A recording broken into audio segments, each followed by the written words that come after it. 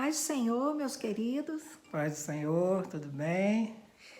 Então, estamos aqui para fazer o estudo da célula com vocês. Hoje é dia 29 29. de maio de 2020, né? Então, estamos gravando aqui a célula de hoje, que o título é Salve Sua Família. E tem dois textos aqui dando base para esse estudo. Um texto que está em Josué 24:15, que é: Porém, se vos parece mal aos vossos olhos servir ao Senhor, escolhei hoje a quem sirvais, se aos deuses a quem serviram vossos pais, que estavam além do rio, ou aos deuses dos amorreus, em cuja terra habitais. Porém, eu e a minha casa serviremos ao Senhor. O outro texto está lá em Atos 16:31. E eles disseram: crê no Senhor Jesus e serás salvo tu e tua casa. Então, esses textos aí, o primeiro lá em Josué estava falando com a nação de Israel, depois que entraram na terra prometida, e Josué estava fazendo uma proposta: a que Deus vocês vão servir? E ele decidiu que ele e a casa dele serviriam ao Senhor. Há uma provisão divina para abençoar as nossas famílias. Esses textos, eles não são uma promessa divina de que Deus vai obrigatoriamente salvar a nossa família. Esses textos, eles têm o contexto deles, né? E o primeiro texto de Josué, o povo deveria escolher a quem eles serviriam. E no texto em Atos 16:31, ali o carcereiro estava ali com Paulo e Silas na prisão, e Paulo e Silas cantavam depois de serem chicoteados e serem presos por terem libertado de demônios uma moça vidente. Eles foram presos, chicoteados por isso. E houve um terremoto porque eles estavam adorando ao Senhor, no meio de tanta dor, no meio da prisão, no calabouço. Os ferrolhos se abriram, as portas se abriram, e o carcereiro pegou a espada para se matar. Eles falaram ao carcereiro para não fazer aquilo, mas o carcereiro sabia que ele seria morto se os presos fugissem. Então, Paulo e Silas disseram ao carcereiro: não faça isso com você, porque todos os presos estão aqui. E ele falou: crê no Senhor Jesus, será salvo, tu e a tua casa, para o carcereiro. Nós podemos tomar esses textos e dizer isso a respeito da nossa casa, da nossa família, profeticamente? Sim, nós podemos dizer isso, mas não é obrigação de Deus salvar a nossa família se nós falarmos. Por quê? Porque a salvação, ela é pessoal. Então, cada pessoa, ela é responsável pela salvação da sua família. Porque se você é salvo na sua casa, você passa a ser uma porta de entrada para a salvação da sua família. E a condição para o pecador ter a própria salvação é se arrepender e crer em Jesus.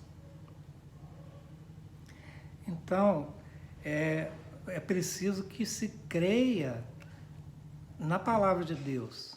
É preciso que se arrependa dos seus pecados e que creia que Jesus morreu na cruz pela nossa salvação. Então a salvação é individual, cada um vai ser salvo, sim, mas vai ter que dar o seu passo.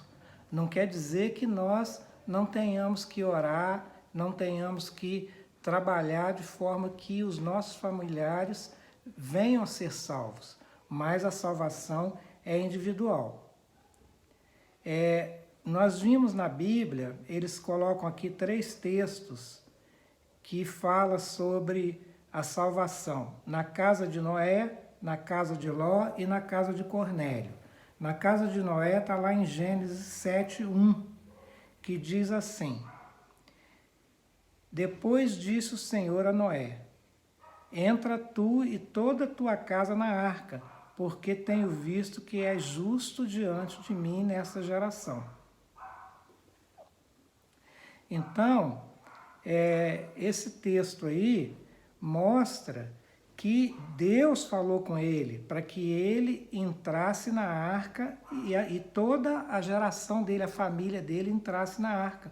Mas observe o seguinte: Noé, naquela época, ele era ridicularizado, porque ele estava construindo uma arca que Deus havia falado com ele, mas as pessoas debochavam, porque ninguém estava vendo o porquê de construir aquela arca.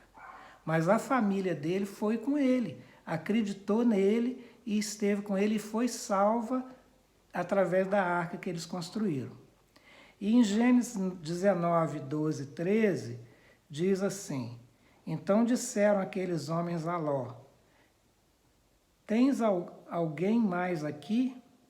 Teu genro e teus filhos e tuas filhas e todos quantos tens nessa cidade, tira-os fora desse lugar, porque nós vamos destruir esse lugar, porque o seu clamor tem aumentado diante da face do Senhor, e o Senhor nos enviou a destruí-lo.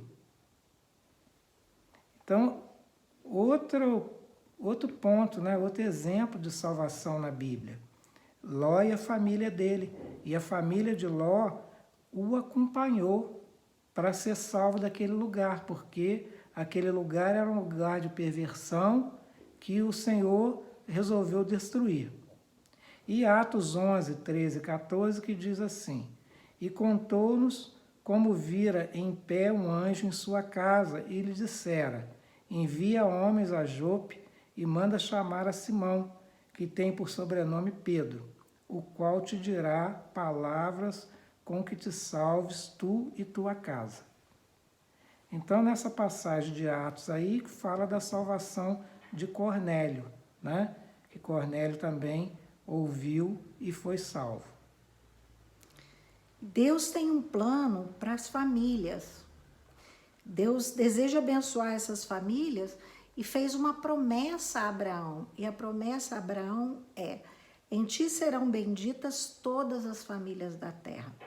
Por que Deus fez essa promessa a Abraão? Em ti serão benditas todas as famílias da terra. Por causa do descendente de Abraão, de Jesus. Porque através de Jesus, as famílias da terra podem ser salvas. Todas as famílias da terra podem ser salvas por Jesus. Desde o princípio, nós vemos Deus incluindo as famílias em promessas de bênção, salvação e livramento. Então, Deus, ele não nos vê, ele nos vê pessoalmente, mas ele considera a nossa família como alvo de salvação. Não só nós, mas Deus quer salvar toda a nossa família.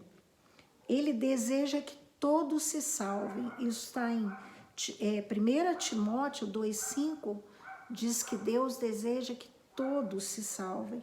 Porque às vezes nós pensamos assim: mas será que é desejo de Deus a salvação de tal membro assim da minha família?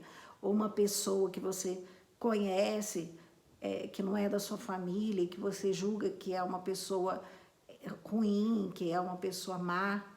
Mas a palavra de Deus garante que sim, que é desejo de Deus que todas as pessoas sejam salvas. Mas nós não devemos perder a esperança no plano de salvação para a nossa família. Os projetos que envolvem a salvação da nossa família devem ser encarados como prioridade. Esses projetos, que projetos são esses? Todos nós buscamos a salvação dos nossos entes queridos. Então, nós precisamos orar por essas pessoas, pelos nossos filhos, pelos nossos parentes, pelas pessoas que nós amamos. Precisamos orar pela salvação deles, buscar a salvação deles. É preciso que nós nos empenhemos em lutar pela salvação da nossa casa. E que luta é essa? Essa luta envolve a nossa postura de esperança e um posicionamento de bom testemunho. Então, as pessoas têm que ver que nós acreditamos que essa vida não é só essa vida que nós vivemos aqui, que nós cremos que existe uma outra vida bem melhor do que essa. Que as pessoas têm que acreditar que nós queremos a salvação deles, que nós estamos buscando a nossa santidade e nós queremos que todos sejam salvos. E mais importante não é palavra, não são palavras. O mais importante é o testemunho que nós damos com a nossa vida. Então, aquilo que nós vivemos serve como exemplo para as pessoas que nos rodeiam. Então, não adianta eu pregar, eu falar de salvação, falar de Jesus, e a minha vida não corresponde ao que eu falo. As minhas atitudes não condizem com o que eu falo. É mais importante o que você faz do que o que você fala. Porque a gente prega muito mais para os nossos de boca fechada. Principalmente para os nossos. Os nossos nós ganhamos principalmente com oração e boca fechada, mas com atitudes de cristãos verdadeiros. Viva a sua vida em Deus de forma frutífera. Comece a frutificar pela sua própria casa, que o Senhor lhe dê graça para pelejar pelos seus e levá-los a uma experiência genuína com Cristo. A forma como os nossos familiares veem a fidelidade de Deus na nossa vida, o amor de Deus, eles também veem como que Deus é real nas nossas vidas. Eles passam a querer para a vida deles a experiência que nós temos. Teve uma ocasião que me contaram um fato que o que acontece? Às vezes a família toda vai para a igreja, aí chega em casa, começa a criticar os irmãos, começa a criticar o pastor. Então o que acontece? Se dentro da família tem alguém que não é salvo, que não é crente, como é que ele vai querer ir para aquela igreja se existem pessoas que são tão criticadas por aqueles que estão frequentando a igreja? Então o nosso testemunho é muito importante, principalmente dentro de casa, porque nós somos observados o tempo todo, não só dentro de casa, em todo lugar que a gente vai, a gente é observado. Tem tantas pessoas que nos conhecem, sabem que nós somos da igreja e que a gente não tem nem ideia. A pessoa nos vê na rua, sabe direitinho que a gente é da igreja, sabe às vezes até a função que você exerce na igreja, e você nem tem ideia que a pessoa conheça isso. Então, o seu testemunho é muito importante o tempo todo. Você tem que viver o que você crê.